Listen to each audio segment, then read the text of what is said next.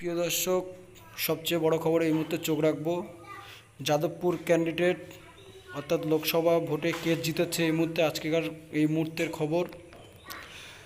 5,96,609টি vote পেয়েছে তৃণমূল শাওনি ঘোষ। তারপরে BJP candidate তিনি পেয়েছেন, সরাসরি দেখাবো টিভি3 বাংলা লাইভের পর্দায়, তিনি পেয়েছেন 3,82,633টি ভোট পেয়েছে। তিনি কিন্তু সেকেন্ড রয়েছে। তৃতীয় রয়েছে 2,06,753টা সিপিএম ক্যান্ডিডেট। তারপরে রয়েছে নূর Alam Khan ISF candidate, 75,047টা vote পেয়েছেন তিনি যাদবপুর লোকসভা কেন্দ্রে। এই মুহূর্তে কিন্তু জিতে রয়েছেন তৃণমূল ক্যান্ডিডেট শাওনি ঘোষ, তিনি কিন্তু জিতেছেন যাদবপুর লোকসভা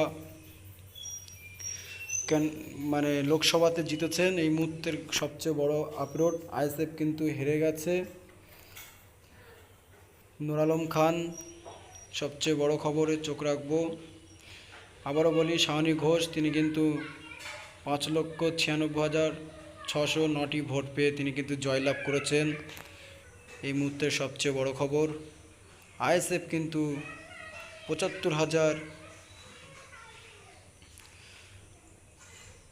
আইএসএফ কিন্তু একেবারে যে হিসেবে ভোট পাওয়ার কথা কি হয়েছে, 75,047টা ভোট পেয়েছেন।